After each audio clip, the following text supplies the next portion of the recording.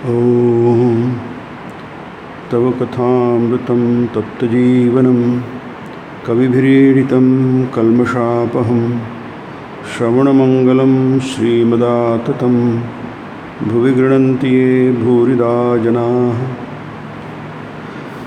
साप्ताहिक प्रवचनमालेमध्ये आपण बघत आहोत श्रीरामकृष्ण वचनामृत आणि भगवद्गीता.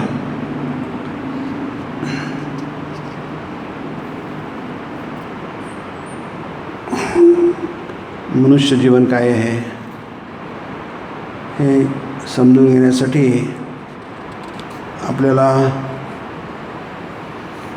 अध्यात्माची गरज आहे.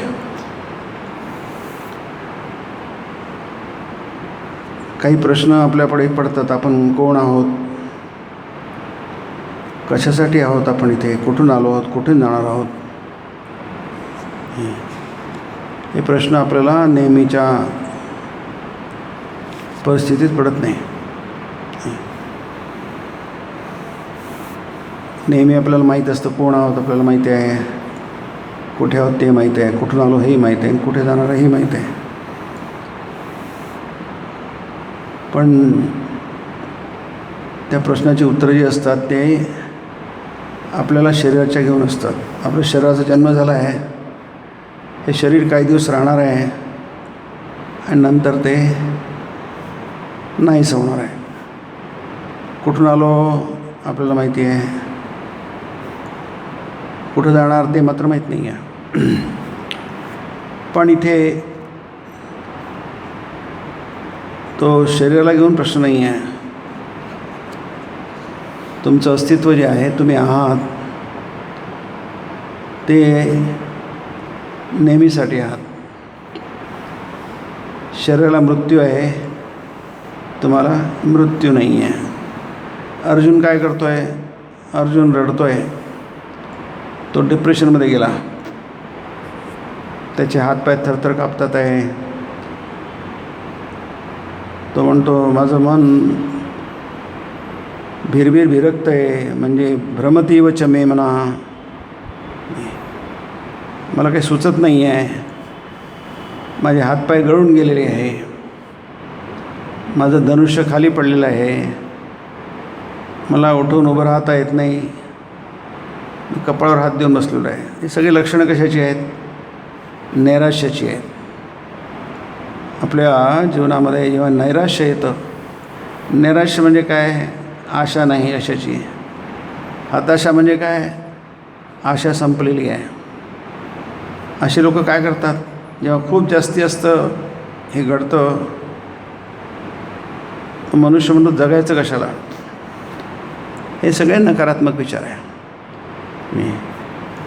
आपल्याला जगायचं कशाला आहे हे आपल्याला अध्यात्म सांगतं, भगवद्गीता सांगते. आणि जगायचं कशाला नाही, तुम्ही आनंदाने जगा, 100 वर्ष जगा, परिपूर्ण जगा, असं आपल्याला उपनिषद सांगतात. आपण गेल्या वेळी बघितलं. हा अध्याय 23 आहे श्रीरामकृष्ण वचनामृताचा. आपल्याला वेद म्हणजे काय माहीत पाहिजे. वेद म्हणजे ज्ञान, जाणणं. आणि जाणणं म्हणजे कशाला जाणणं म्हणतात, कशाला ज्ञान म्हणतात आणि कशाला अज्ञान म्हणतात हे आपल्याला माहीत पाहिजे. जे जाणल्याने सगळं जाणलं जातं आणि जाणायचं काही बाकी उरत नाही, त्याला ज्ञान म्हणतात. मग ते या जन्मात असो की आणखी कोणत्याही जन्मात असो, ते ज्ञान त्या प्राचीन ऋषींना झालं होतं वेदकाळातील. म्हणून त्यांना आपण ऋषी म्हणतो. आपले पूर्वज कोण होते? आपले वडील, वडिलांचे वडील, वडिलांचे वडील. किती मागे गेलं तरी आपल्याला 2-3 पिढ्या माहिती आहे, जास्तीत जास्तच्या पुढे काही माहीत नाही आहे. पण वडील असतील तर वडिलांना वडील असतील, त्यांना वडील असतील, त्यांना वडील असतील. तुम्हाला माहीत असो की नसो आहेत मात्र ते. मग त्याला गोत्र वगैरे म्हणतात जुन्या भाषेमध्ये. आता लोकांना काही माहीत नाही ते. वंश परंपरा. आपण कुठून आलो आहोत? शरीराचा हा जो क्रम आहे हा कुठून सुरू झालेला आहे? आपले मूळ पुरुष कोण होते? मूळ आपले वडील कोण होते, मूळ आई कोण होती, हे काही आपल्याला माहीत नाही. किती शोध केला, पूर्वीच्या लोकांना 7 पिढ्यांची सगळी माहिती असायची. आपल्याला 2-3 पिढ्यांची पण माहीत नसते आता. असो, त्याला काही तो वेगळा विषय आहे. परंतु माहीत असणं नसणं यापेक्षा एक असा विषय आहे जो आपण भगवद्गीतेमध्ये बघतो, त्याला अध्यात्म म्हणतात. स्वभावो अध्यात्म उच्यते, गीता म्हणते. म्हणून हे ज्ञान जे आहे हे आपल्याला माहीत पाहिजे. आपल्याला जे ज्ञान आहे ते पोट कसं भरायचं याचं ज्ञान आहे. आपण ज्याला म्हणतो आपल्या पायावर कसं उभं राहायचं, म्हणजे कोणाचा आधार नको, स्वतंत्रपणे आपल्याला जगता आलं पाहिजे, बिना आधाराविना. ज्याचे पाय पंगू असतात, ज्याच्या पायामध्ये ताकद नसते किंवा पाय नसतात, त्याला कुबड्यांचा आधार घ्यावा लागतो, त्याची मदत घ्यावी लागते आणि मग त्याला थोडंफार चालता येतं कसं तरी. ज्याला पाय ठीक असतात तो जाऊ शकतो, पळू शकतो, चालू शकतो. त्याला कशाच्या आधाराची गरज नाही, कोणत्याही आधाराची गरज नाही. तसंच आपल्याला कोणाच्या आधाराशिवाय जगता आलं पाहिजे. त्याला म्हणतो आपण पायावर उभं राहणं. आईवडील आपल्याला जोपर्यंत आपण स्वतंत्र होत नाही तोपर्यंत आईवडील आपली काळजी घेतात. अगदी लहान मुलाला उभं करायला शिकवतात, चालायला शिकवतात, त्याला ज्ञान देतात. परंतु पुढे मात्र आईवडील काही करू शकत नाही. ते जे करतात ते तेच करतात, ते करू शकतात, त्याच्या पलीकडे ते काही करू शकत नाही. शाळेतले शिक्षकसुद्धा काही करू शकत नाही. आपले नातेवाईक असतात ते सुद्धा आपल्यासाठी काही करू शकत नाही. हे जागतिक गोष्टी थोडं मार्गदर्शन करतात, त्यांना जे माहिती आहे ते सांगतात. ते जसे जगतात तसंच आपणही जगावं असं त्यांना वाटत असतं. परंतु माणसाला थोडीशी अक्कल असते. कधी कधी आपली अक्कल थोडीशी जागी होते. आपलं वाटतं हे काही ठीकठाक नाही आहे, काहीतरी कमी आहे. मग तो या ज्ञानाच्या मागे लागतो. म्हणून इथे म्हटलं आहे की श्रीरामकृष्णांकडे जे आले ते श्रीरामकृष्ण आपल्या एका भक्तांकडे गेलेले आहे. रविवारचा दिवस आहे, 18 फेब्रुवारी 1883. नरेंद्र म्हणजे नंतरचे स्वामी विवेकानंद सगळे बसले आहेत तिथे. आणखी काही लोक आलेले आहेत. तिथे संकीर्तन झालं, भजन झालं, नृत्य झालं आणि संपल्यानंतर सर्वजण खाली बसले आणि अनेकांनी श्रीरामकृष्णांना वंदन केलं.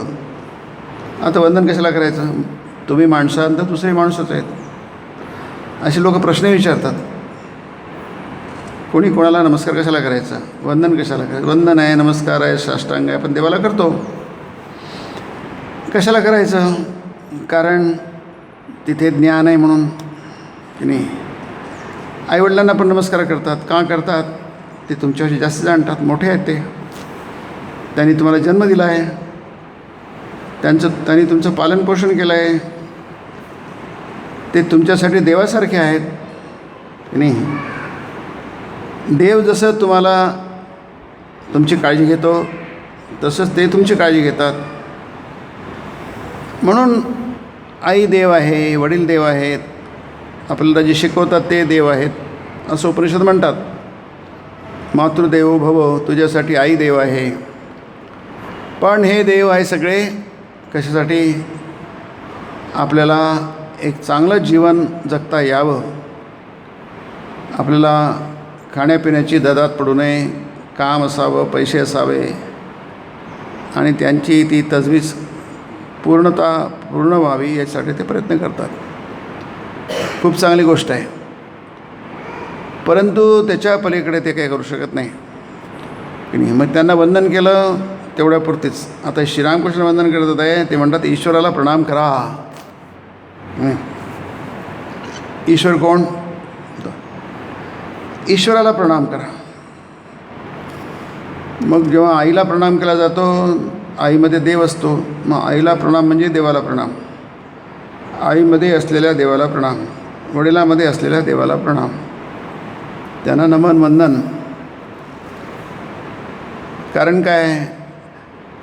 त्यांच्याकडून काहीतरी आपल्याला प्राप्त होतं. ज्यांच्याकडून काहीतरी प्राप्त होतं त्यांच्याप्रती कृतज्ञता हवी नाही. ते जे देऊ शकतात ते आपण स्वीकारतो आणि आपण मोठे होतो. मग आपणही तेच करतो. आपल्याला आईवडिलांनी जसं मोठं केलं तसं आपण पुढच्या पिढीला मोठं करतो. असं चालत राहतं. परंतु हे सगळे जे भक्त आहेत ना आलेले, नंतरचे विवेकानंद, हे लहान होते, तरुण होते. ते 16-17व्या वर्षांपासून श्रीरामकृष्णांकडे जवळपास आलेत.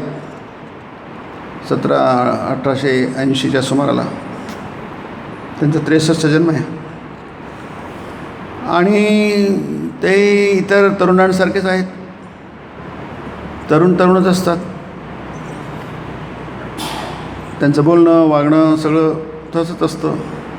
कारण ते वय असतं, अंगामध्ये एनर्जी असते, उत्साह असतो, थोडा गर्व असतो, ताठा असतो की नाही. ते सगळं वयाप्रमाणे येतं. वयाप्रमाणे आपल्या मनाची अवस्था बदलते. तरुणांमध्ये एक असते, मध्यमवयींच्या असते, वृद्धामध्ये एक असते. शरीर बदलत जातं आणि मनही बदलत जातं.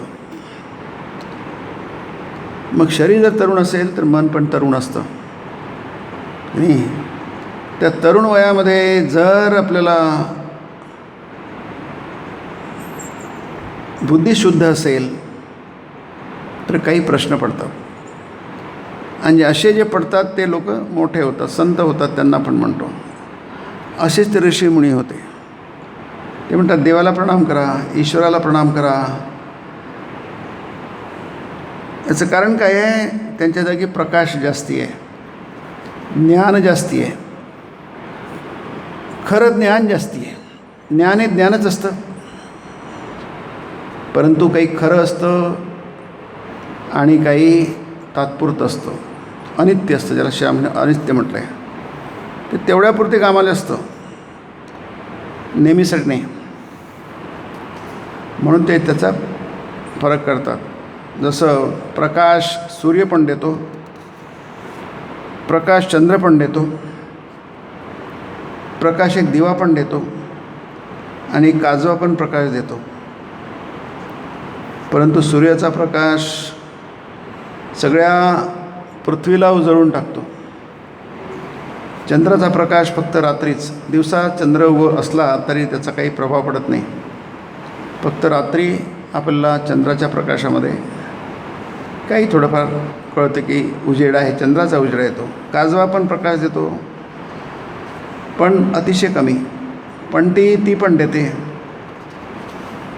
पण प्रत्येकाची मर्यादा आहे. देवाचा प्रकाश मात्र हा सर्व जगताला उजळून निघतात. म्हणून हा विषय जो आपण बघतो आहोत, येथे म्हणतात की फक्त एखाद्या जागी प्रकाश जास्त आहे. उदाहरणार्थ साधू, यावर तुम्ही म्हणाल की दुष्ट लोकही तर आहेतच, वाघ सिंह देखील तर आहेत, हे खरे. पण म्हणून वाघ नारायणाच्या गळ्यात गळा मात्र घालण्याची काही जरूर नाही. त्याला दुरूनच नमस्कार करून काढता पाय घ्यायला हवा. आता याला म्हणतात, आपण गेल्या वेळी बघत होतो कॉमन सेन्स की नाही. आपल्याकडे सेन्स आहे, बुद्धी आहे, पण ती बुद्धी कशी वापरायची, कुठे वापरायची, किती वापरायची याचं पण ज्ञान पाहिजे. ही बुद्धी फार महत्त्वाची आहे की नाही. ज्याच्याकडे बुद्धी आणि नीट असेल, ती बुद्धी विवेकी असेल, तर तुमचं जीवन यशस्वी होईल. आणि ती जर तशी नसेल, तुमचंही बिघडेल आणि इतरांचंही बिघडेल. म्हणून आपण बघतो महाभारतामध्ये मध्ये आपण त्याचा उल्लेख करतो. दुष्ट लोक होते कौरव, त्यांना बुद्धी होती. दुर्योधन फार बुद्धिमान होता, कर्ण पण फार बुद्धिमान होता ना, शकुनी पण बुद्धिमान होता, असं महाभारत सांगते. त्याचा सगळा मूळ कोण आहे? धृतराष्ट्र, त्याचे वडील, कौरवांचे म्हणजे दुर्योधन दुःशासनाचे वडील. ते पण बुद्धिमान होते, परंतु त्यांची बुद्धी निकृष्ट होती, खालच्या दर्जाची होती, वाईट होती. महाभारत म्हणते अमनीषी होती, विचार न करणारी होती, म्हणजे बुद्धिहीन होती. ही बुद्धी आपल्याला विचार करायला शिकवते. ती जर तुम्ही नीट नाही वापरली तर तुमचं नुकसान होईल, इतरांचं पण नुकसान होईल. आपल्याला जगामध्ये दिसतं. साधू म्हणजे काय? परित्राणाय साधूनाम विनाशाय च दुष्कृताम. तुम्ही हा श्लोक ऐकला असेल, भगवद्गीतेतला 4थ्या अध्यायातला आहे. भगवान श्रीकृष्ण म्हणतात मी साधूंचं रक्षण करण्यासाठी येतो. कशाला रक्षण करायचं? परित्राण म्हणजे रक्षण, त्राण म्हणजे रक्षण. परित्राण म्हणजे सगळ्या बाजूनी रक्षण, नाही की नाही? या बाजूनी त्या बाजूनी त्याला काही त्रास होऊ नये. जगातल्या सज्जनांना, चांगल्या माणसांना काही त्रास होऊ नये, नाही की नाही? आणि वाईट माणसांना विनाश, त्यांचा नाश करा, विनाश करा. दुष्कृताम विनाशाय. दुष्कृतानाम म्हणजे काय? जे लोक वाईट कृत्य करतात त्यांना दुष्कृत म्हणतात. जगामध्ये काही लोक चांगलं कृत्य करतात, काही लोक वाईट कृत्य करतात. वाईट लोकांच्या जागी पण प्रकाश असतो, पण तो फार मंद असतो. चांगल्या लोकांच्या जागी प्रकाश असतो, पण तो तीव्र असतो. कारण काय? इथे म्हणाल तर सगळेच लोक आहे जगामध्ये चांगले. असं काही जग असं होईल काय की ज्यामुळे फक्त चांगलेच लोक राहतील आणि वाईट लोक सगळे संपून जातील? असं कधी होणार नाही.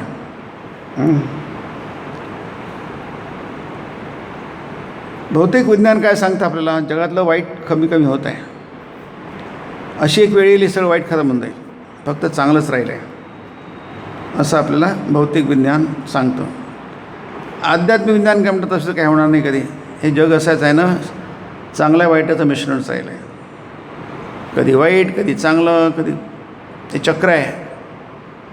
याला म्हणतात सायक्लिक मुवमेंट. तर चक्र आहे ना, असं चक्राकार घुमतं, सरळ रेषेत नाही, वर्तुळाकार.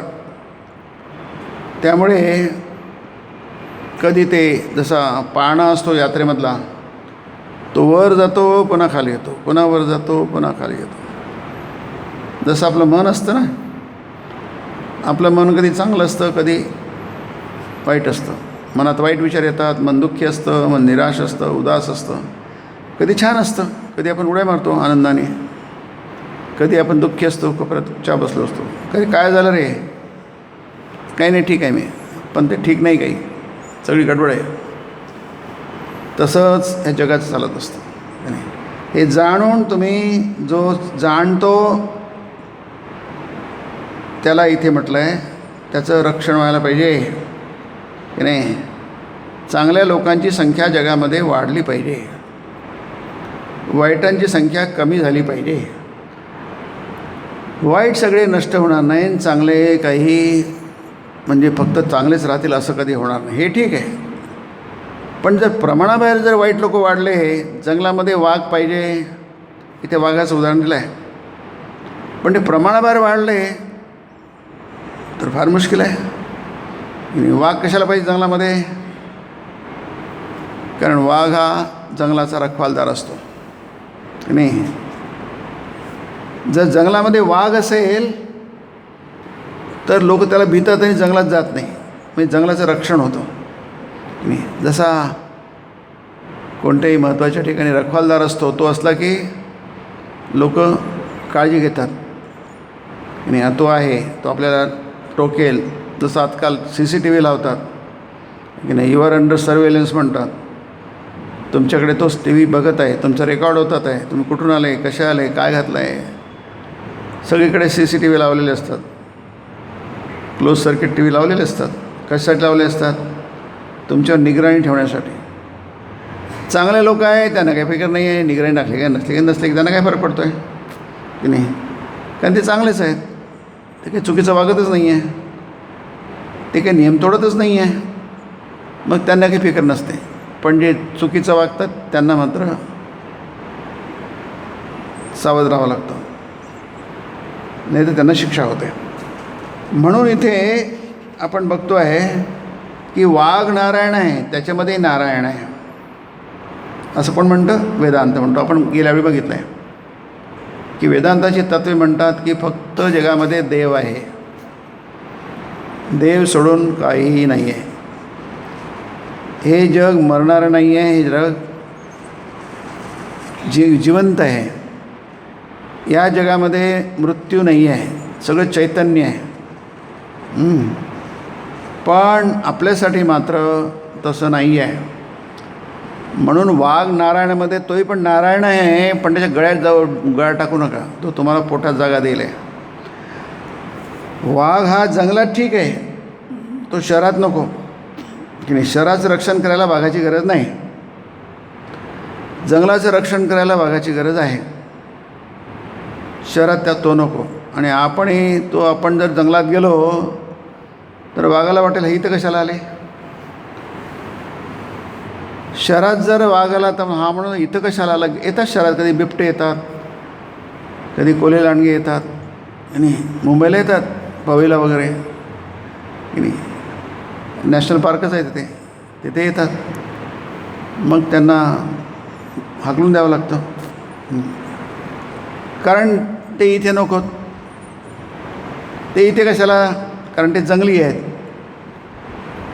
आणि आपण जंगली नाही, माणसं आहोत. माणसामध्ये जंगली कशाला, मग जंगलेली प्राणी नको तर जंगली माणसं तरी कशाला हवी, रानटी लोक तरी कशाला हवीत, राक्षस कशाला हवे, असुर कशाला हवे की नाही. म्हणून जसे प्राणी असतात, आता कुत्रंसुद्धा पाळीव असतात की नाही. कुत्री पाळीव डोमेस्टिकेट असतात, ते म्हणजे त्यांना पाळता येतं. घोड्याला पाळता येतं, कुत्र्याला पाळता येतं, मांजरीला पाळता येतं, गाईला पाळता येतं, घोड्याला पाळता येतं. हे सगळे पाळीव प्राणी आहेत. कधी काही ते पाळीव प्राणी नव्हते, त्यांना पाळता येत नव्हतं, पण आता सगळे ते डोमेस्टिकेट होऊन गेले आहेत. हत्ती पाळता येतो ठीक आहे नाही. सर्कसीमध्ये इतर प्राणी पाळतात, पण ते काही सर्कस आहे ते आता ते बंद झालं आहे बहुतेक. याचा अर्थ काय आहे की त्यांना डोमेस्टिकेट केलं आहे, त्यांना पाळीव केलेलं आहे. पाळता तुम्ही, परंतु त्यांच्यापासूनसुद्धा सावध राहावं लागतं. मांजर बोचकारू शकते, कुत्रा चावू शकतो की नाही. लोक साप पण पाळतात की नाही, पण ते धोक्याचं आहे की नाही. गारुडे लोक वगैरे साप पाळतात, पण धोक्याचं आहे ते विषारी असतो. म्हणून सज्जन माणसांनी, चांगल्या माणसांनी नेहमी सावध राहायला पाहिजे. परित्राणाय साधूनां विनाशाय च दुष्कृतां धर्मसंस्थापनार्थाय संभवामि युगे युगे. भगवान कृष्ण गीतेमध्ये म्हणतात, मी प्रत्येक युगी जन्म घेतो. कशासाठी? सज्जनांचं रक्षण करण्यासाठी आणि वाईटांचा नाश करण्यासाठी. तर इथे आपण बघत आहोत की हे जे ईश्वराचं कार्य चालतं ते अवतारामधून अशा प्रकारचं. राम अवतार आहे, कृष्ण अवतार आहे, भागवतामध्ये बरेचसे अवतार आहेत. नरसिंह अवतार आहे, तुम्हाला माहिती आहे. नरसिंह अवतार काय आहे? तो अंश अवतार आहे. म्हणजे काय? प्रल्हाद हा भक्त होता नारायणाचा, आणि तो नारायणाची भक्ती करायचा, प्रेम करायचा, नारायणाचं नाव घ्यायचा. त्याच्या वडिलांना आवडत नव्हतं ते, मग बराच त्रास दिला. शेवटी नारायणाने नरसिंहाचं रूप घेतलं. मनुष्यही नाही आहे आणि पशुही नाही आहे की नाही, दोन्ही आहे आणि दोन्ही नाही आहे. आणि सगळ्या अटी पूर्ण करून त्या प्रल्हादाच्या पित्याचा म्हणजे हिरण्यकशिपूचा वध केला. अशी ती कहाणी आहे. आता देवाने अवतार घेतला कशासाठी? भक्ताचं रक्षण करण्यासाठी आणि दुष्टाचा नाश करण्यासाठी की नाही. आता त्याची पूजा होते. नरसिंहाचे मंदिर आहेत, कमी आहेत पण बरेचसे मंदिर आहे. वराह मंदिर आहे, भगवंताचा वराह अवतार पण आहे. मी इथे गेलो होतो विशाखापट्टणमला, आंध्रमध्ये आहे. समुद्राच्या तीरी आहे ते. तिथं मोठं शिप म्हणजे काय म्हणतात त्याला, शिपयार्ड आहे. तर तिथे डोंगरावर एक वराह मंदिर आहे, मोठं मंदिर आहे. लोक जातात, बरेच लोक जातात. कमी मंदिर आहेत, एकच मंदिर आहे. मला वाटतं आणखी कसेल, मला माहीत नाही असेल तर, पण जवळपास नाही आहे. पण त्याचंही मंदिर आहे. देवाची विविध रूपांमध्ये पूजा होते. कशासाठी होते की हा जो आहे भगवंत आहे, जो सगळीकडे आहे, तो सगळ्या प्राण्यांमध्ये पण आहे आणि मनुष्यामध्ये आहे. म्हणजे महाराज वेदांताची तत्त्वे काय आहेत. आता वेदांत म्हणजे वेदांत सार, त्याला वेदांत म्हणतात. आपण गेल्या प्रवचनात बघितलं होतं. वेदांताचं म्हणजे वेदांत सार. आपले वेद हे शास्त्रग्रंथ आहेत, ऋषींची वाणी आहे. वेदवाणी म्हणजे ऋषींची वाणी. ही ऋषींची वाणी, देववाणी, वेदवाणी आणि ऋषींची वाणी एक आहे. ऋषींना आपल्या हृदयामध्ये ते ज्ञान स्फुरलं आणि त्यांनी ते व्यक्त केलं. आपण त्याला वेद म्हणतो. मग ते त्याचे 6 भाग झाले, षड्दर्शन ज्याला म्हणतो. आणि सगळ्यांचं सार तत्त्वज्ञान म्हणजे त्याला आपण वेदांत म्हणतो. आता वेदांताची तत्त्वे काय आहेत हे गीतेमध्ये आपल्याला दिसतं, उपनिषदामध्ये दिसतं. आणि ते काय म्हणतात, आता ते आपण जाणून घेतलं तर आपण मुक्त होऊ. आपले सगळे प्रॉब्लेम्स आहे संपतील. आपण आनंदी होऊ. दुःख आपल्या जीवनातून नष्ट होईल, अशी ग्वाही आमचे ऋषीमुनी देतात की नाही. पण ही फार दूरची गोष्ट आहे, फार कठीण गोष्ट आहे. म्हणून ते म्हणतात सोहम ब्रह्मसत्य आणि जगन मिथ्या, खुद्द मी देखील मिथ्याच. केवळ ते परब्रह्मच काय ते सत्य अस्तिस्वरूप. पण मिथ्या म्हणून सोडला तरी हा मीचा पिच्छा तर सोडत नाही ना. याकरताच मी त्याचा दास, मी त्याचे संतान, मी त्याचा भक्त असला अभिमान खूप चांगला. कलिकाली भक्तियोगच उत्तम. भक्तीद्वाराही त्याची प्राप्ती होऊ शकते. जिथे देहबुद्धी आहे तिथे विषयबुद्धी आहेच. रूप रस गंध स्पर्श शब्द हे सारे विषय होत. विषयबुद्धी लोपणे अति कठीण कर्म होय. विषयबुद्धी असल्यास सोहम भाव साधणे शक्य नाही. जे त्यागी असतात त्यांच्यात वैषयिक वासना कमी असतात. संसारी ग्रस्त सदानकदा विषयचिंतनात घडलेला असल्याकारणे त्याच्या दृष्टीने दासोहम भावच योग्य होय. शेजारी, पण आम्ही तर हीन पापी आहोत, आमचं काय गती होणार, आमचं काय होणार. वेदांत म्हणतं तुम्ही पापी वगैरे काही नाही, तुम्ही हीन वगैरे काही नाही, हे कल्पना सोडून द्या. हे वेदांताचं वैशिष्ट्य आहे. वेदांत म्हणतो की तुम्ही पापी नाही. स्वामी विवेकानंदांनी ते अमेरिकेत भाषण दिलं होतं, तुम्हाला पापी म्हणणं हेच पाप आहे. आपल्याला आपल्यामधले बरेच दोष दिसतात आणि असतात, ते दूर केले पाहिजेत ते. पण त्याचा अर्थ असा नाही की तुम्ही तुमच्या ज्या निगेटिव्ह गोष्टी आहेत त्याचाच विचार करा आणि पॉझिटिव्ह गोष्टीचा विचारच करू नका. ते म्हणतात भगवंताचं नामगुणगान केलं तर देहाची सर्व पापे लयाला जातात. देहरूपी वृक्षावर पापरूपी पाखरं बसलेली आहेत. भगवंताचं नामगुणगान जणू टाळ्या वाजविल्यानं ज्याप्रमाणे झाडावरील पाखरं सारी उडून जातात, त्याचप्रमाणे त्याच्या नामगुणकीर्तनानं सारी पापं पळून जातात. देवाचं नाम गुणगान जे प्रल्हाद करत होता. भागवतामध्ये प्रल्हादाचं उदाहरण आहे. तो लहान मुलगा आहे, छोटा मुलगा आहे, कुमार आहे तो. परंतु तो फार सात्विक होता, फार पुण्यवान होता. त्याच्यामध्ये भक्ती म्हणून तो महाभक्त म्हणतात. प्रल्हादाला भक्तराज म्हणतात.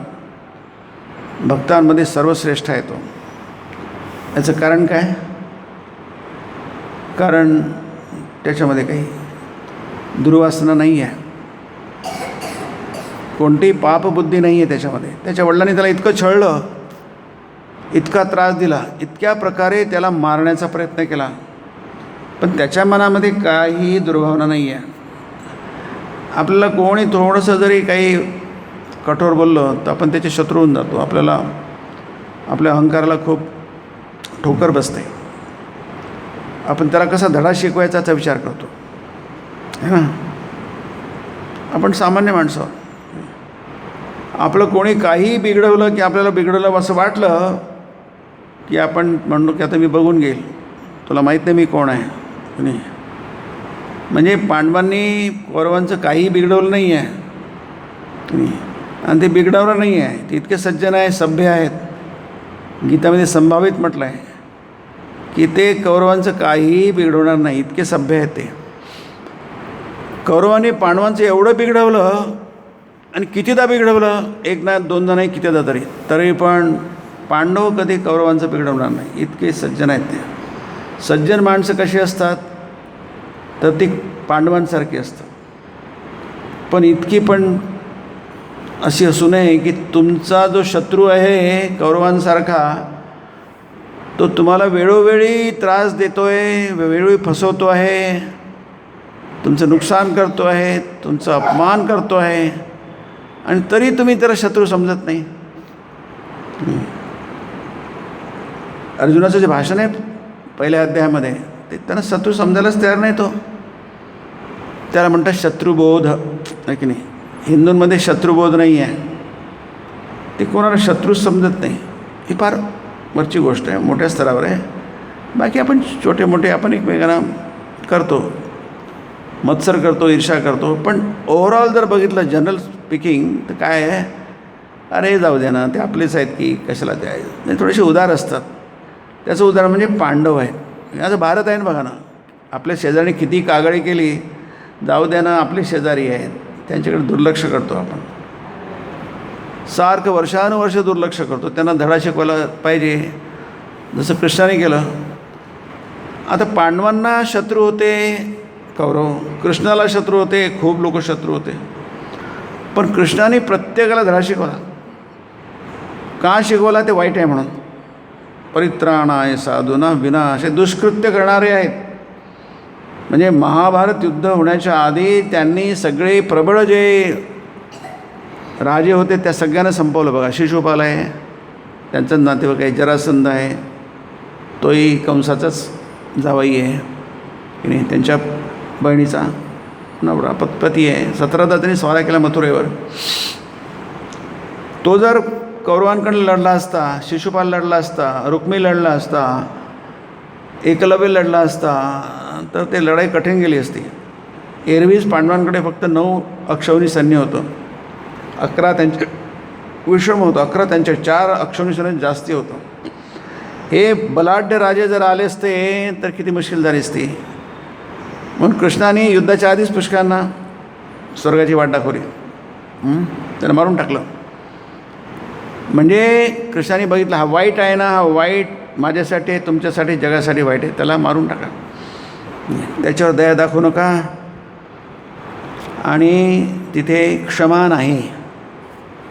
कृष्णाचे फार मोठं आहे. म्हणून कृष्ण हा वेदांती आहे की नाही, कृष्ण हा ऋषी आहे, कृष्ण हा निस्संग आहे, त्याच्याकडून ते शिकायला पाहिजे की नाही. त्याने वाईटाला वाईटच समजलं, चांगल्याला चांगलंच समजलं, चांगल्याला वाईट नाही म्हटलं आणि वाईटाला चांगलं नाही म्हटलं नाही. मग अगदी कौरवांचे सुद्धा महान लोक जसे भीष्मांसारखे, द्रोणांसारखे की नाही, हे किती महान होते आणि ते त्यांचे नाते आजोबा होते, तरी ते वाईटांच्या पक्षाला गेले म्हणून त्यांचा पण नाश केला. अश्वत्थामा, कृपाचार्य, त्यांचे मामा शल्य कौरवांच्या पक्षाला गेले, सगळ्यांना मारलं कृष्णाने. दुर्योधन तर काय वाईटच होता, दुःशासन तर वाईटच होता, सगळ्यांचा नाश केला. 45 लाख लोक 18 दिवसांमध्ये मारले गेले. किती नुकसान झालं ते काही सांगता येत नाही. महाभारत युद्धानंतर युधिष्ठिराला प्रश्न विचारला, किती नुकसान झालं, त्यांचं त्यांनी मोजमाप महाभारतात आहे. युद्धामुळे किती नुकसान होतं? प्रचंड नुकसान होतं. 10-20 वर्ष मागे जातो समाज, की नाही. पानिपतचं युद्ध झालं 1761ला अहमदशाह अब्दाली आणि मराठी लोकांचं, आणि त्याचं किती नुकसान झालं आजही आपल्याला कळत नाही आहे, की नाही. युद्ध हे खूप भयंकर असतं, पण ते टाळता येत नाही. राम रावणाचं युद्ध टाळता आलं नाही आणि कौरव पांडवांचं युद्ध पण टाळता आलं नाही. आजकाल कोणतेच युद्ध टाळता येईल नाही. अजूनही युद्ध सुरूच आहेत बघा, जगभर युद्ध सुरू आहे. मग याच्याकडे कसं बघायचं आपल्याला वेदांत शिकवतो. आणि ह्या सगळ्या घडामोडींकडे कसं बघायचं. आणि युद्ध काय सीमेवरच चालतात? नाही, आपल्या आत पण चालतात. आणि तुकारामांचा अभंग आहे ना महाराजांचा, की रात्रंदिन आम्हा युद्धाचा प्रसंग. म्हणजे आम्ही रात्री युद्ध करतो आहे आणि दिवसा युद्ध करतो आहे, की नाही. आमच्यासाठी शांती नाहीच, युद्धामध्ये कुठे शांती, की नाही. आमच्यासाठी शांती नाही, आम्ही सतत युद्ध चालू आहे. रात्रंदिन आम्हा युद्धाचा प्रसंग, याचा अर्थ काय? की सतत आमच्यासाठी काय आहे? युद्ध आमच्या कपाळी लिहिलं आहे. आम्ही सतत निरंतर युद्धच करतो. कशाशी? अंतर्बाह्य जगाने म्हणून. बाहेर जगाशी युद्ध करतो, आतमध्ये मनाशी युद्ध करतो आहे. जगाशी युद्ध म्हणजे काय? सगळ्या गोष्टी आपल्या विरुद्ध जातात. मनाचं म्हणजे मन पण विरुद्ध जातं. आपण ज्यांना आपलं म्हणतो ते पण आपल्या विरुद्ध जातात, आणि आपलं मन आपण मनाला म्हणतो आपलं आहे ते पण आपल्या विरुद्ध जातं. ते पण आपल्यासारखं आपल्या भल्याच वागत नाही आहे. आपले म्हणणारे ते सुद्धा आपल्याला साथ देत नाही आहे.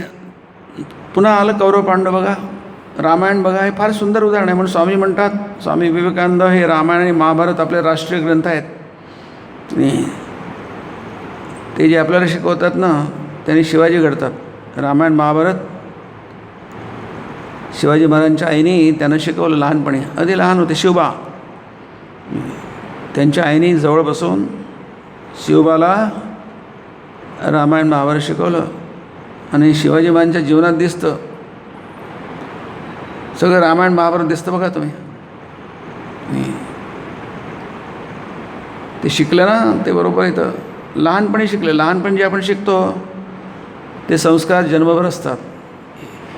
इतके यशस्वी कसे झाले शिवाजी महाराज? तेच कृष्णाने तेच म्हटलं आहे, विनाशाय दुष्कृताम. जे दुष्कृत्य करणार आहे कोणी असो, आतले असो की बाहेर असो, त्यांचा नाश नाही, विनाश, संपूर्ण नाश. हे आपल्याला शिकायला पाहिजे. आणि रात्रंदिन आम्हा युद्धाचा प्रसंग. म्हणजे तुकारामांनी काय शस्त्रास्त्र घेऊन युद्ध केलं काय? जेव्हा त्याची गरज असते त्याची पण मदत घ्यावी लागते. राजे घेतात. शिवाजी महाराजांनी सगळे डावपेच खेळले, युद्ध केले, काही जिंकले काही हारले, पण शेवटी ते यशस्वी झाले आणि छत्रपती झाले. कारण काय? त्यांची दृष्टी स्पष्ट होती. तेच कृष्ण हा यशस्वी झाला. कशामध्ये यशस्वी झाला? राजा नाही झाला. कृष्ण कधीच राजा नव्हता झाला. वेळोवेळी त्याला राज्य मिळालं, ते सोडून दिलं. कधीच राज्याचा त्यांचा लोभ कधीच नव्हता. तो निस्संग होता. पण त्यांनी युद्ध केली. आपल्याला कृष्ण फक्त मथुरेचा माहिती आहे आणि वृंदावनाचा माहिती आहे, गोकुळातला माहिती आहे की नाही. तो एक कृष्ण आहे, बासरी वाजवणारा गोपाल आहे, गोपालन करणारा. नाही, आणखी एक कृष्ण आहे, तो द्वारकेचा कृष्ण आहे. आणखी एक कृष्ण आहे, हस्तिनापूरचा कृष्ण आहे, इंद्रप्रस्थामधला कृष्ण आहे की नाही. त्यांनी कधी बासरी आज वाजवली नाही. नंतर त्यांनी गाईचं पालन नाही केलं. त्यांनी शंख फुंकला. पांचजन्यम ऋषिकेशो गीता म्हणते. आणि भीष्माने शंख फुंकला, आव्हान दिलं की नाही. कुरुवृद्ध पितामह असं म्हटलं आहे. भीष्म हे कौरवांचे सेनापती. तर पांडवांचे सेनापती द्रौपदीचा भाऊ धृष्टद्युम्न. कौरवांचे सेनापती भीष्म पितामह जेव्हा रणवाद्य वाजायला लागले तेव्हा भीष्माने शंख फुंकला, म्हणजे त्यांनी आव्हान केलं, आता आम्ही युद्धाला तयार आहोत. बरोबर आहे. ती पद्धत त्यावेळची, हजारो वर्षांपूर्वीची पद्धत ती. आम्ही आता युद्धाला तयार आहोत, आम्ही आता युद्ध करणार. तुमचं काय? याचं उत्तर कोणी द्यायला पाहिजे? पांडवांच्या सेनापतीने द्यायला पाहिजे, ठीक नाही. उत्तर कोणी दिलं? भगवान कृष्णाने दिलं. मी जर गीता वाचली तर तुम्हाला केलं. भीष्माच्या शंखाला उत्तर दिलं आहे कृष्णाने. कृष्णाने आपला शंख वाजवला. पांचजन्यम ऋषिकेशो. त्यानंतर अर्जुनाने वाचला देवदत्तम धनंजय पौंड्रं दद्मो महाशंखम भीमकर्मा वृकोदरा, असं ते कर्म आहे त्याच्यामध्ये. मग भीमाने वाजवला पौंड्रम दद्मौ, तो वाजवला नाही, दद्मौ म्हणजे भयंकर ध्वनी केला. आणि महाशंखम, त्याचा शंख साधा नाही, महाशंखम आहे. भीमकर्मा, भीषण कर्म करणारा. वृकोदरा, वृक म्हणजे लांडगा, जे काय असेल ते फार होता तो भीम, महापराक्रमी होता. ते सगळे युद्ध भीमाने अर्जुनाने लढलं आहे. पराक्रमी, महापराक्रमी.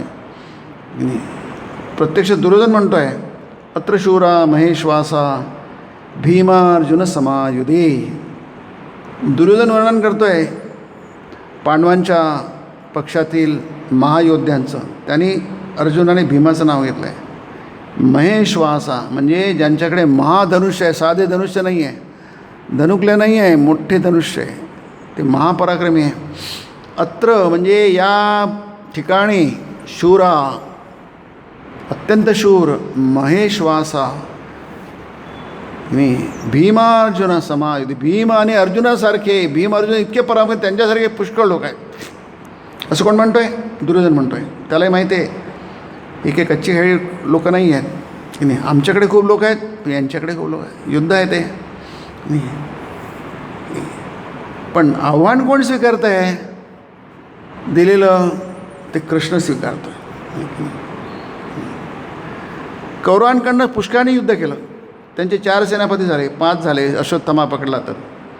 पहिला सेनापती 10 दिवस भीष्मदेव आहे, नंतर 5 दिवस द्रोण आहे, नंतर 2 दिवस कर्ण आहे, नाही, नंतर शल्य आहे. हे सगळं युद्ध संपलं, सगळं कौरव सैन्य पडलं. दुर्योधनाचा पण वध झाला. आता दुर्योधनाचा वध झाल्यानंतर युद्ध संपलं. पण युद्ध संपले पुन्हा अश्वत्थामा सेनापती झाला. त्याने आणखी जे काही कौरवांचं कुळ होतं ते झोपेत मारून टाकलं. नंतर तो जे काही उरला होता पांडवांचा अंश परीक्षेत, त्याला पण मारून टाकलं कुत्र्याच्या गर्भामध्ये. म्हणजे युद्ध चालूच आहे की नाही. एकदम माणसाची सूडबुद्धी आली. अश्वत्थामासारखा पांडवांचा अत्यंत प्रिय होता, भक्त होता पांडवांचा, खूप प्रेम करणारा, तो सुद्धा कट्टर शत्रू झाला. कशामुळे? दुर्योधनाच्या संघामुळे की नाही. दुर्योधनाच्या संघामुळे, दुर्योधनाच्या मैत्रीमुळे, त्याच्याबरोबर राहिल्यामुळे सगळे बिघडले. म्हणून तुमचं स्थान जंगलामध्ये नाही आहे. तुम्ही जंगलात जाल तर जंगली होऊन जाल की नाही. माणसं जंगली म्हणतात. जंगली म्हणजे काय? माणसंच असतात ते, पण जंगली म्हणजे रानटी म्हणतात. रान म्हणजे जंगलच. माणसं रानटी होतात, जंगली होतात. जंगलात होऊन राहतात, न राहता पण राहतात, जंगली होतात, रानटी होतात. कारण काय? ते जंगली रानटी दिसत नाही, पण मनाने मात्र तसे होऊन जातात. त्यांचं मन रानटी होऊन जातं, मन जंगली होऊन जातं. महाभारत म्हणतात दुर्योधनचं मन रानटी आहे. रावण तो त्याचा राक्षस आहे. त्याचं काय, तो माणसासारखा आहे, पण त्याचं मन मात्र माणसासारखं नाही, देवासारखं नाही आहे. आणि कृष्णसुद्धा माणसासारखं आहे, पण त्याचं मन आहे देवासारखं आहे. म्हणून असं का? याचं कारण आहे आपल्याला शास्त्र सांगतं की नाही. आपल्याला शास्त्र सांगतं. तस्मा शास्त्रम प्रमाणम ते. इथे आपण जे बघतो आहोत गीतेमध्ये आणि याच्यामध्ये, मी तुम्हाला सगळ्यांना शास्त्र प्रमाण आहे. प्रमाण म्हणजे जसं आपण म्हणतो संविधान प्रमाण आहे. बरोबर आहे की चूक आहे ठरवायला कोण आहे? संविधान आहे. हा जो कायदा केलेला आहे ठीक आहे की बरोबर आहे की चूक आहे? संविधानाच्या प्रमाणे सुप्रीम कोर्ट ठरवतं असं आपण म्हणतो. मग ते तर आपल्या लौकिक जीवनासाठी आहे, आपल्या अनंत जीवनासाठी की नाही. आपण काही 10, 20, 100 वर्ष जगत नाही आहे, आपलं अनंत आयुष्य जगतो, आपल्याला मरणच नाही आहे असं वेदांत म्हणतो. मरण तुम्हाला नाही आहे, तुम्ही मरणाचा विचार कधीच करू नका. स्वामी विवेकानंद म्हणतात सगळ्यात मोठा भ्रम म्हणजे आपण आपली खोटी समजूत करून घेतली आहे की आपण देह आहोत, आपण मनुष्य आहोत, त्याच्यापुढे आपण स्त्री आहोत, पुरुष आहोत. सगळ्यात मोठा भ्रम आहे की नाही. आपण देह नाही. तुम्ही देह म्हटला की मग तो भेद आलाच की नाही, मग तुम्हाला मरण आलंच. कारण देहाला मरण चुकलं नाही आहे, पण तुम्ही देहच नाही तुम्हाला मरण कुठलं. कारण देहाला काळाचा प्रभाव पडतो. जसजसं तुमचं काळ समोर सरकतो तसतसं तुमचं शरीर जीर्ण होत जातं. आपण जितके दिवस कपडे घालतो ते जीर्ण होतं, एक दिवशी फेकून द्यावं लागतं. जीर्ण आणि वासांशी जीर्ण आणि वासम वस्त्रम. वस्त्र हे जीर्ण होतं, फाटतं, नाहीसं होतं. तसंच शरीर म्हणजे वस्त्र आहे, हे जीर्ण होतं आणि फाटतं, नाहीसं होतं. कुठे त्याचा पत्ताच नाही आहे. फक्त फोटो वगैरे असेल पूजा काही तेही नव्हतं. आता काय बरंच काही असतं, लोक व्हिडिओवर काढून ठेवतात, पण ते त्याच्यामध्ये असतात. वास्तविक काहीच नाही, संपलं, ते गेलं. सेंट जेवर्सचं ते मृत शरीर आहे गोव्यामध्ये, पण त्याचा काय उपयोग आहे, ते जपून ठेवलं आहे ते. पण ते शरीर नेहमीच मृत असतं. त्याच्यातला जो आत्मा आहे हा कधीच मृत नसतो, त्याला मरण नाही आहे. आणि शरीराला कधीच अमरत्व नसतं, हे आपल्याला शास्त्र सांगतं. कार्याकारी वस्तू. आणि म्हणून अर्जुना तू काय कर, तुला जर सुखी व्हायचं असेल तर बुद्धिमान व्हायचं असेल. गीतेमध्ये बुद्धिमान शब्द खूपदा येतो. एतद् बुद्ध्वा बुद्धिमान स्यात् कृतकृत्यश्च भारत. असम्मूढ. तुम्ही सम्मूढ, मूढ म्हणजे मूर्ख, मोहित झालेला. माणूस मोहात पडला की तो मूर्खासारखा वागतो, त्याला कळत नाही आपण काय करतो. तसं आपण म्हणतो एखादं व्यसन करतो आहे मनुष्य, आणि व्यसनाचा प्रभाव त्याच्यावर, त्याचा अंमल बसलेला आहे. कोणतेही व्यसन, दारूचं व्यसन म्हणा, त्याचा परिणाम मेंदूवर होतो की नाही. कोणत्याही अंमली पदार्थाचा परिणाम मेंदूवर होतो. आणि मेंदूवर झाला की त्याचा मेंदू नीट काम करत नाही, आणि त्याला कळत नाही माझा मेंदू कसा, मग कसंही वागायला लागतो, कसंही बोलायला लागतो.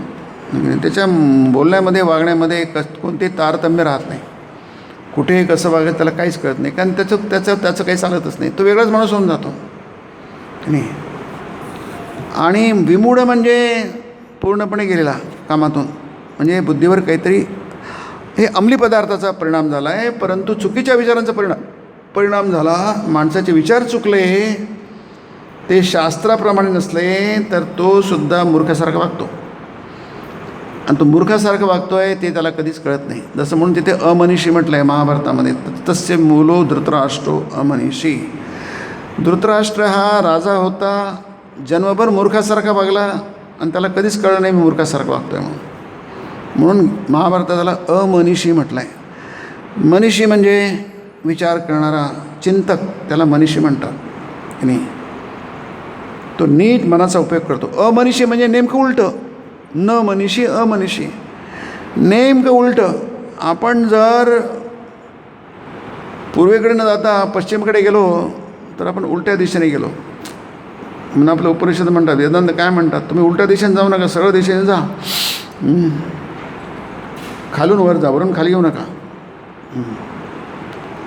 म्हणजे असताकडून सताकडे जा. असत हे काय आहे, खालची अवस्था आहे.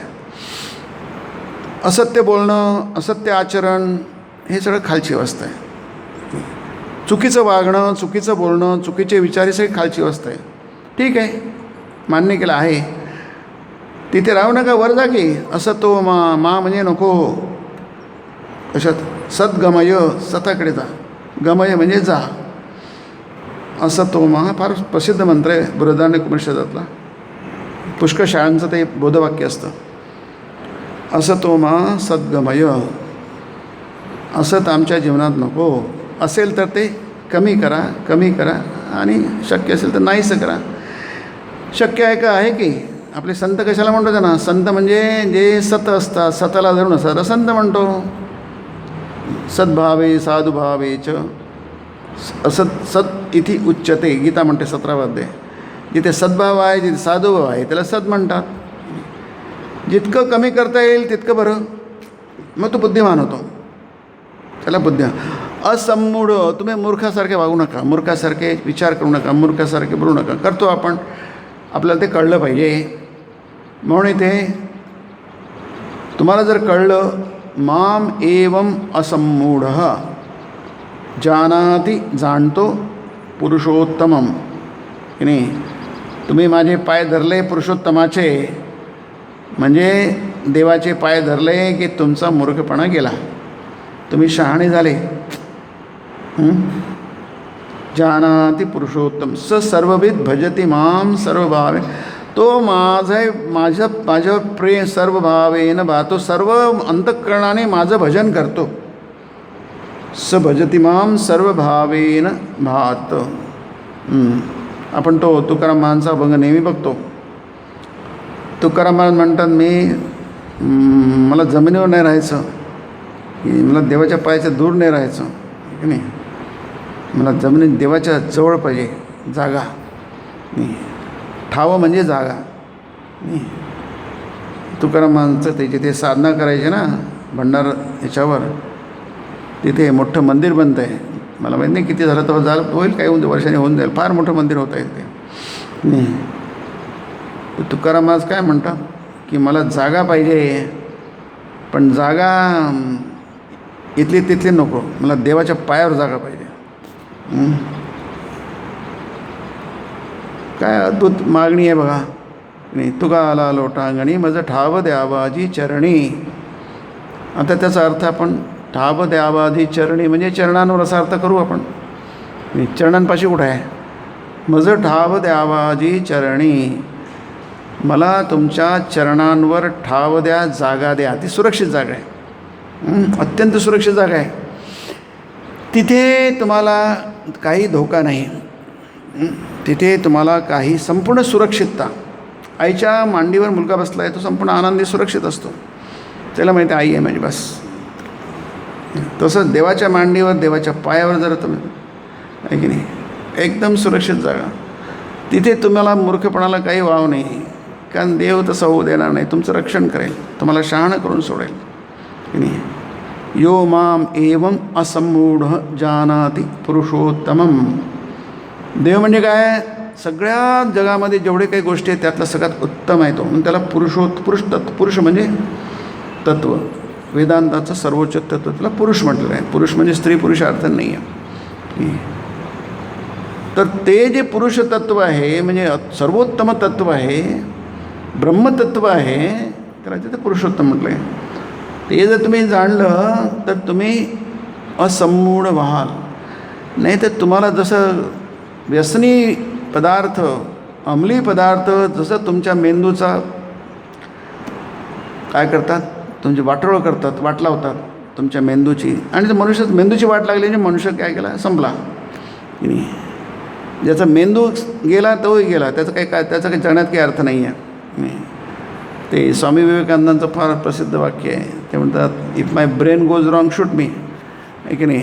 अत्यंत बुद्धिमान होते स्वामी विवेकानंद. त्यांच्यासारखे बुद्धिमान लोक जगामध्ये क्वचितच जन्माला येतात. पण ते काय म्हणतात, if my brain goes wrong, माझं जर मेंदू जर नीट चालत नाही असं मला आढळलं तर मला शूट करून टाका, मारून टाका मला, की नाही, शूट मी. बुद्धिमान असम्मूढ आहे. दोन सुंदर अवस्था आहे बघा, नाही. यो मामेव सम्मूढो जानाति पुरुषोत्तमम स सर्वपि. ज्याला जर कळलं, हे इथे आपल्याला सांगतो की जीवनामध्ये माणसाला कळायला फार कठीण आहे. त्यासाठी आपल्याला महापुरुषांची मदत लागते.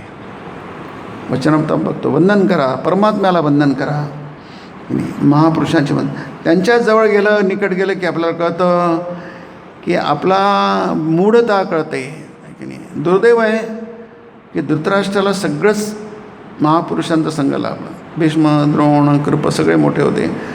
भीष्म आपले व्यासमुनी होते, सतत यायचे, सतत शहाणपणा शिकवायचे. तो कधी शहाणपणा शिकला नाही. गंमत म्हणजे भीष्माचार्याने कधी ते कोणीच शहाणं झालं नाही. किती आश्चर्य आहे बघा. साक्षात व्यासदेव आहे, कृष्णाने शहाणपणा शिकवला. काहीच कोणाला तयारीच नाही शिकायची. तर माणसाला ते देवसुद्धा हारतात तिथे. आणि महाभारतात दिसतं देव हारले, राम हारले. रावणाला शहाणं करू शकले नाही. राम खूप प्रयत्न केला. कैकेयीला शहाणं करण्याचा खूप प्रयत्न केला, सगळ्यांनी केला, झाडून पुसून सगळ्यांनी. गुरुनी केला, वशिष्ठांनी केला, वशिष्ठ पत्नी गुरुपत्नींनी केला, सगळ्यांनी केला. कुणाची मात्रा चालली नाही. हा आपल्याला इतिहास सांगतो की नाही. असं होतं हे लक्षात ठेवा. आणि हे फक्त रामायण आणि महाभारतातच घडलं असं नाही आहे. आजही रामायण आणि महाभारत तितक्याच तीव्रतेने घडतं आहे की नाही. कारण काय, आपण आपल्या बुद्धी जर गहाण ठेवली की नाही, किंवा तुकाराम महाराजांच्या भाषेमध्ये आपण ते देवाला दिले नाही. रघुपती मती माझी आपुलीशी करावी, असं समर्थ म्हणतात. हे रघुनाथा रामा की नाही, ही मती म्हणजे बुद्धी, ही माझी राहिली की मला माहीत आहे हे मला लचका देईल आहे, मला भ्रष्ट करेल आहे, माझं नुकसान करेल आहे. म्हणून काय कर की माझ्याकडे राहू नको देऊ, तुझ्याकडेच राहू दे. काय मस्त आयडिया बघा आहे की नाही.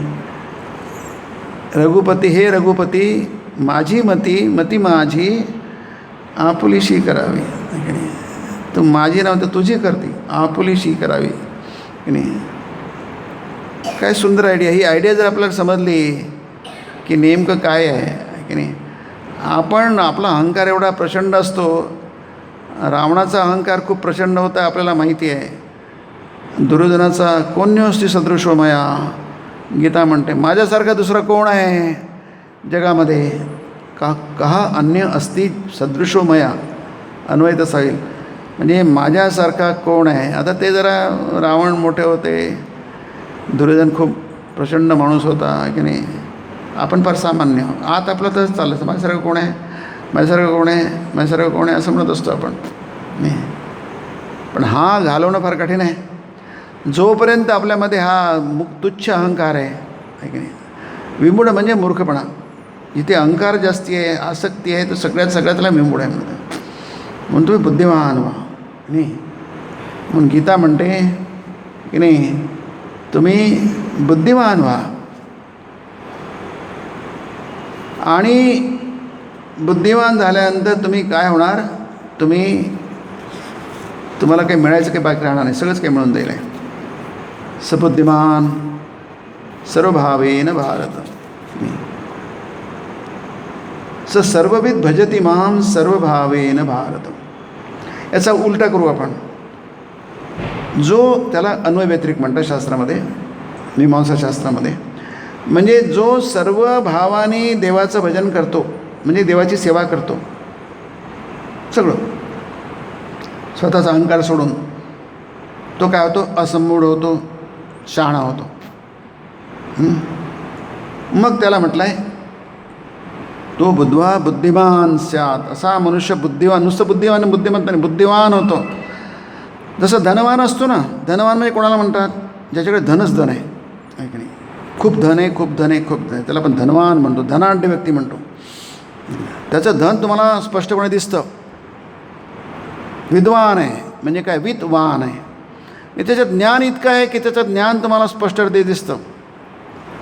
धनवान माणसाचं तसं धन दिसतं, त्याची संपत्ती दिसते. जसं अमेरिका आहे, आपण म्हणतो अमेरिका खूप पैसे आहे त्याच्याकडे, दिसतं ते.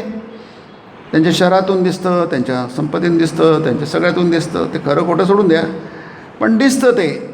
नकली आहे की असली आहे हा भाग वेगळा, पण ते दिसतं. विद्वान माणसाचं पण विद्वत्ता दिसते. ती किती खरी आहे किती खोटी आहे भाग वेगळा, पण दिसते ती.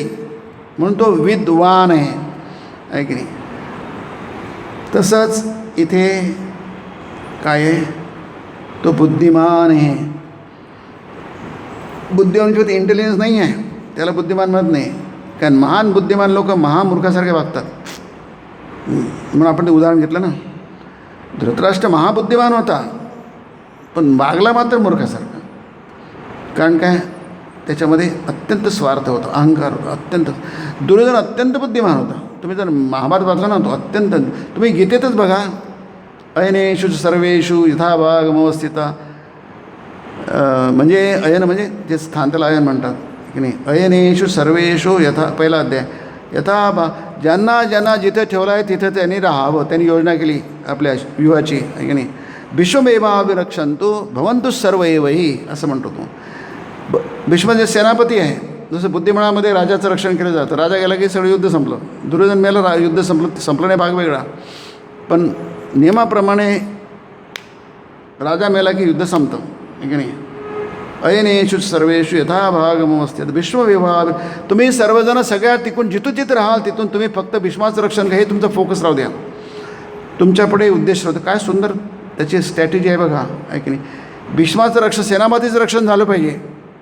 सेनापतीचं रक्षण झालं जोपर्यंत आहे तोपर्यंत आपण युद्ध जिंकण्याची आशा आहे. बुद्धिमान होता दुर्योधन, अत्यंत बुद्धिमान आहे. रावण अत्यंत बुद्धिमान आहे, पण ती बुद्धी काय आहे, स्वच्छ बुद्धी नाही आहे, कुटील बुद्धी आहे, अस्वच्छ बुद्धी आहे की नाही. ती बुद्धी इथे जे म्हटलं आहे, स बुद्धिमान एतद् बुद्ध्वा बुद्धिमान स्यात् कृतकृत्यश्च भारत. तो मनुष्य नुसतं बुद्धिमान म्हणजे कृतकृत्य होतो, त्याचं जीवन सफल होतं. अशा माणसाला म्हणतात की माणूस हा माणूस आहे की नाही. ज्ञानेश्वर महाराज माणूस, खरे माणूस ते होते बघा. त्यांच्या आता वारी झाली सुरू, होईल किंवा आता मला वाटते पुष्कळ ठिकाणच्या वाऱ्या सुरू झालेल्या आहेत, रस्त्यामध्ये लागतात. आम्हाला मुक्ताबाईची वारी लागली होती कुठंतरी, अशा बऱ्याच ठिकाणी वाऱ्या निघतात. देहूहून निघाली, पंढरपूर इथून निघाली, आळंदीहून निघाली आहे की नाही. ते कृतकृत्य आहे बघा. ज्ञानेश्वर माझं कृतकृत्य आहे. सतरीस लोकांना त्यांनी ते स्वतः तरून गेले, लोकांनाही तारलं, त्यांना कृतकृत्य म्हणतात की नाही. त्यांना जे करायचं ते सगळं करून चुकले. आणि असे करून चुकणारे लोक त्यांच्या पाठीशी त्यांच्यावर लोक प्रेम करतात आणि त्यांच्या मागे सगळं जग लागतं. आणि आपण बघतो की ते सगळं किती लाखो लोक जातात त्यांच्या वारीबरोबर. काय आश्चर्य आहे ना. म्हणून गीता म्हणते कृतकृत्यश्च भार, अर्जुना ते कृतकृत्य होतात. आपल्यालाही तसंच बुद्धिमान व्हायला पाहिजे आणि तशाच प्रकारचं कृतकृत्य व्हायला पाहिजे. पुढच्या रविवारी.